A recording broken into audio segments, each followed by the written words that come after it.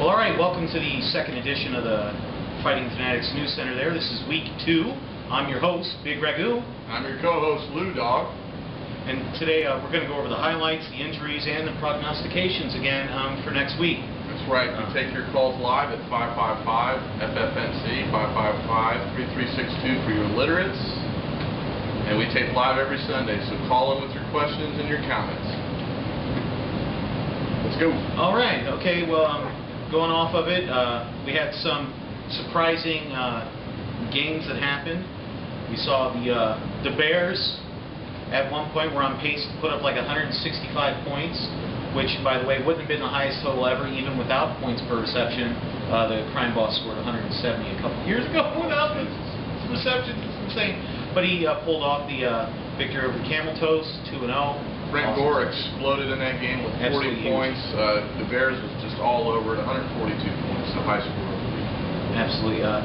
Go with the Quakers over the Pittsburgh Headbangers there.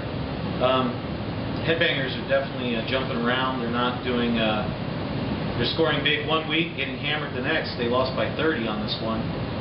Both at 1-1. You look at the top scorers, you see Steve Smith for the Quakers. And that's not the guy that plays for... We don't see it. It's not the Steve Smith we think of Carolina. This is the Giants, who had a great game at 29. And also, as the Bengals goes, the Quakers goes. Dallas Clark had the top score for the Headbangers, which is the tight end. So that was interesting. Yeah, that was pretty huge. Quakers win. Quakers win there. We got which could arguably be one of the games of the week. I think there were two here. Lazy Lizards pulling the upset over the Spartans, 129 to 126. That was a surprise upset of the week. The Spartans were favored to win maybe by 20 or 30 going into Sunday night. But honestly, when you have a player that gets 54 points in a game. What was his stats? Chris Johnson, what was his stats? 197 yards rushing, 2 touchdowns, 9 receptions for 89 yards and a touchdown. Unbelievable. 54 points. I'm not that bitter. Not that bitter. Rovers Leather Boys, what happened here? What happened here was a shock, actually, to see that the Rovers actually won over the Leather Boys here. You had Reggie Wayne going in. You didn't think the injury to Anthony Gonzalez was going to be that bad.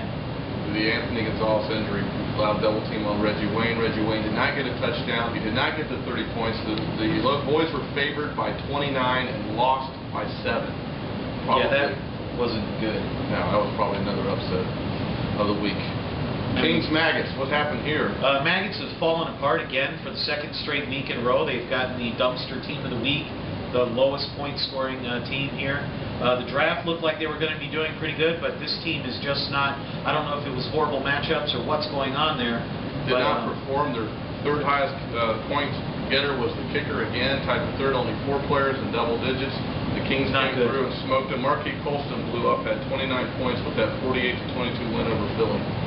Yeah, and Colston looks like he's going to be pretty solid there, even though they have a lot of receivers there on New Orleans. I think Crime Boss gave him that tip. Yeah. Pick up Colston.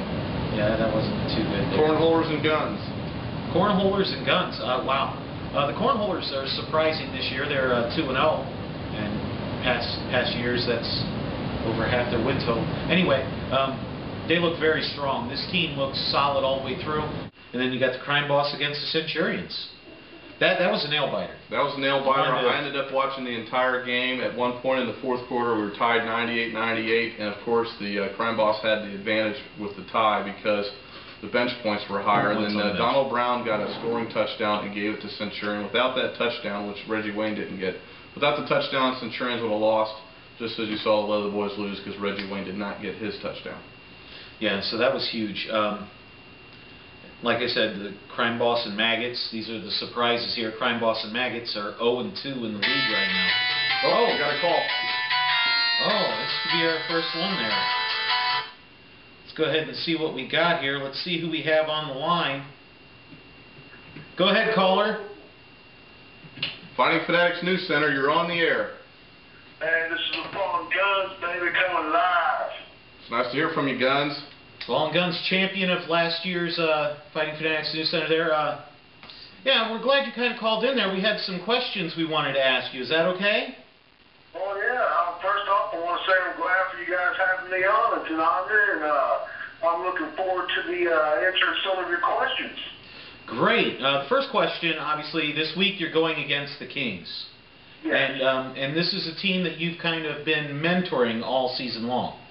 This is a team that I kind of took under my wing coming in. They came in as a rookie. Right. I figured what could be the best thing possible is that have the champion as the teacher.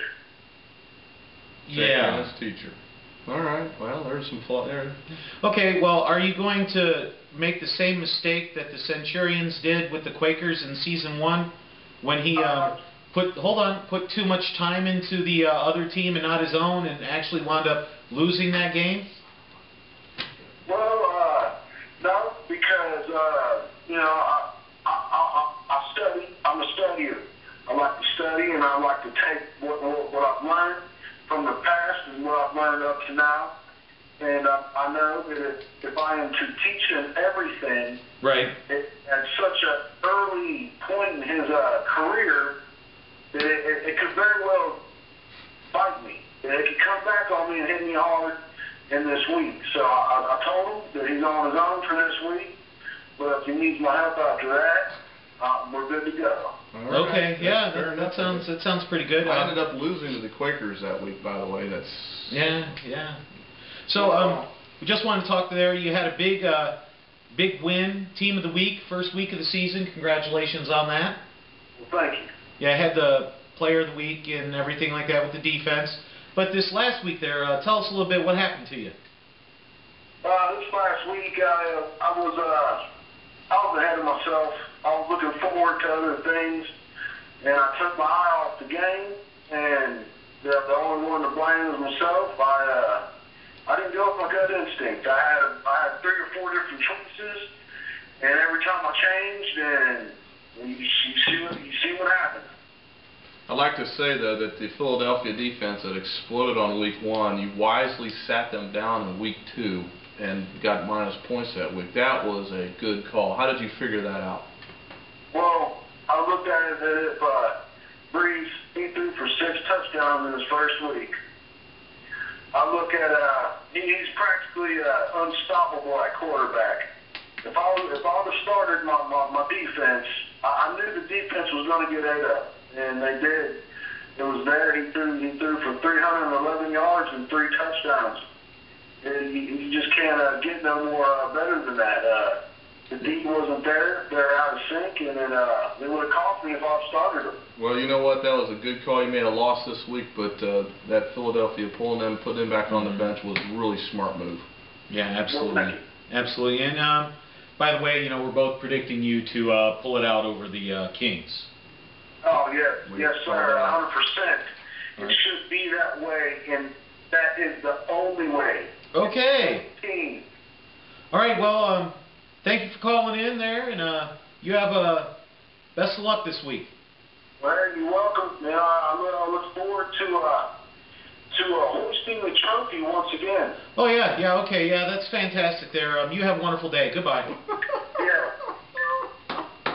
That was a good caller. Hey, let's do the injury report real quick. Sure. You got Matt Hasselbeck, who screwed the Spartans over there with a broken rib, who's going to be out 2 to 4 weeks. Same injury similar to Donovan McNabb's. They initially said, oh, hey, maybe he will. I don't think he will. Marion Barber injured that quad. Quads are very serious injuries. This could be much worse than what they're trying to play it off. I mean, he had a touchdown run easy, and then he injured that thigh, and then he was done. Mike Bell, what's up with the New Orleans running backs? Are they taking over where Denver left off last year? A sprained MCL. So now you got Pierre Thomas and Mike Bell, both with MCL injuries. Not looking too good for them, but looking better for Drew Brees, as he just said, because he's going to be throwing the ball a lot more. He's going to be throwing the ball. Okay, prognostications. Prognostications. Going into the week there, we'll just rotate. You got the Crime Boss against the Lizards. I think the Crime Boss gets rid of his losing streak there and takes over the Lizards, and I don't think he'll cover the spread. One thing to point out, though, waiver wires are going to occur tonight. We know there's some adjustments to the team, so the spread numbers that we're seeing here we expect to drastically change by Sunday at 1. The spread will change, but we've already factored that in. Okay. I didn't. Oh. I see Crime Boss winning that one. Oh yeah. Well. Next up, Kings and Guns. Kings and Guns, as you just heard, we just talked about there. Obviously, we got the Guns over the Kings. I think he's just too many options on that team right now. Good matchups. Good matchups. We got the Rovers at the Spartans. I think the Rovers are hurting, especially with that Marion Barber injury. I have the Spartans over the Rovers, and I also think they'll cover. I think they'll cover the spread. I looked at that, and the matchups, I think, do not favor the Rovers at all in this week. Yeah. Cornholers are at the Maggots. Cornholers at the Maggots. Again, the Maggots, the matchups aren't the greatest for him. His players haven't been producing. He does have two guys going against Detroit, but then again, he's had good matchups all year, and they just haven't done it. Dumpster team 2 weeks in a row. This team, you don't score last 2 weeks in a row and not be kind of bad. I feel bad for him. Well, that's right, and I think the Holers have got a solid team. I see the Holers winning, but I'm not sure that they'll cover the spread. Probably won't cover the spread, but, Holers definitely. Headbangers are at the Bears.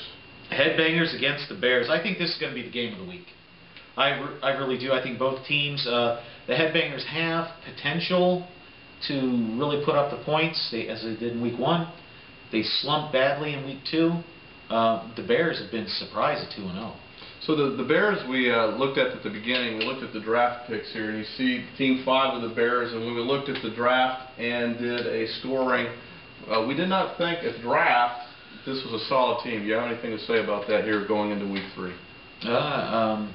He benefited by Marshawn Lynch being an idiot and getting suspended. That Jackson pickup was a lot bigger than anybody could have ever thought. Fred Jackson. Now whether or not he carries that in once Marshawn Lynch starts playing will be another thing. But I mean, and then you have Carlson. Do Carlson's numbers at tight end there? Do they get affected by Hasselbeck being injured? So we'll see. We'll see how those kind of go. I still think it'll be the game of the week. Now, this one I have predicted. This is my upset of the week. I was right about my upset last week when I predicted the Cornholers over the Guns. If you watch it, I predicted. And this week I'm predicting the Centurions over the Leather Boys. This is my upset of the week. I don't care what people get swapped out, switched out, or anything like that. Just went to 20 instead of 8. So the boys are favored by 20. Boys are at Centurions. Upset of the week. Centurions pull it out. Last game, Toes at the Quakers. Toes at Quakers. Toes are favored by 14. This just in there. Westbrook did sprain that surgically repaired ankle in his last game. Oof. They don't know if it's a great matchup with Kansas City with Westbrook. If he's healthy and able to go, I think he puts up huge numbers. Who is Westbrook's handcuff? Handcuff. Oh, LaShawn McCoy. Who's got LaShawn McCoy? I don't know who has LaShawn McCoy. I think he might be out on the waiver wire. We might be pulling some waiver wire picks tonight. Who's number 1? Westbrook is apparently going to be sitting down for perhaps. It's possible. He's definitely injured, and we don't know the extent of it yet. So, but yeah, we still have Camel Toes over Quakers there. Well, there you have it. That's our Week 2 thing. Got the nice call in there. That was pretty nice. Nice call. And once again, this is the Fighting Fanatics News Center. And we are out.